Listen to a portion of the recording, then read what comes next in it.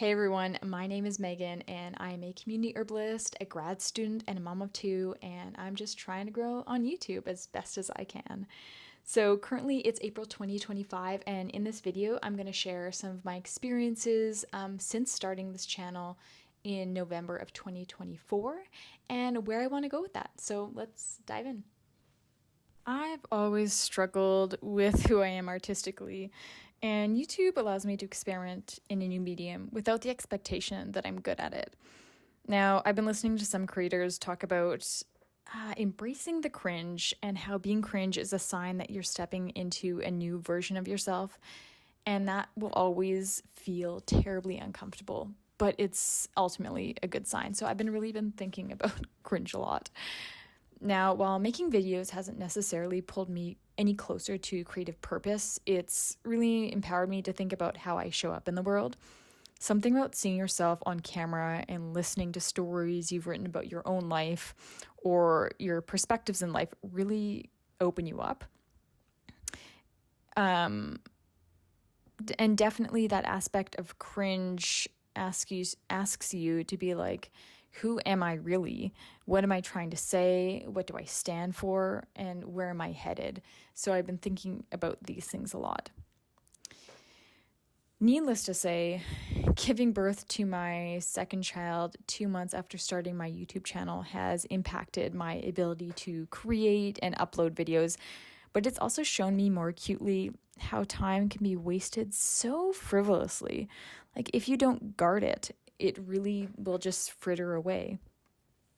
But also, I've learned a lot about patience.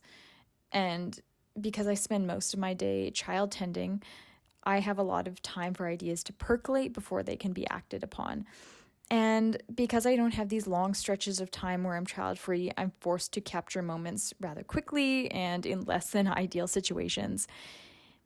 And even the simple fact that I cannot set up my tripod because my 2-year-old will knock it over or push it around the house has forced me to rely on my phone more and to catch video on the fly, phone in hand, rather than perfectly set up, ideal lighting with quality equipment, which is also really humbling too.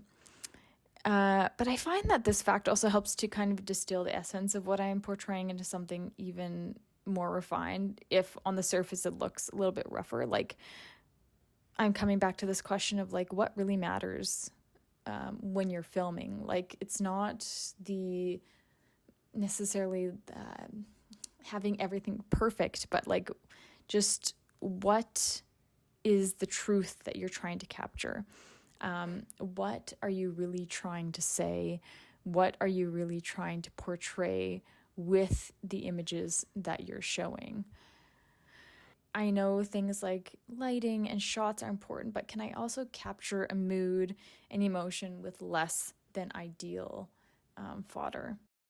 I think the last thing that I want to talk about was addressing this expectation of growth. On YouTube, there's a lot of people that, start their YouTube and within months they're like monetized, or within a year, or people like really do blow up and get like 10,000, 50,000, even 100,000 followers in a year.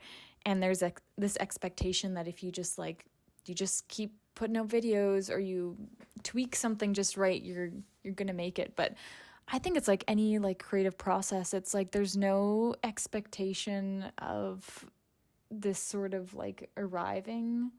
It's all just a process and a deepening of like who you are and your creativity and figuring out what matters. So I feel like while the outside metrics we get kind of fixated on sometimes, this has really helped me to humble myself a little bit and be like, okay, what matters here? I'm learning a new skill. I'm putting things out into the world. I'm learning like what I stand for and what is true to me. So before I get too deep here, I'm going to sign off and just say thanks for watching. And I'd love it if you subscribed, commented, liked. It all helps to boost the views, as you know, and helps me grow. So until next time, just have a wonderful moment wherever you are in time and space, and I'll talk to you soon. Bye.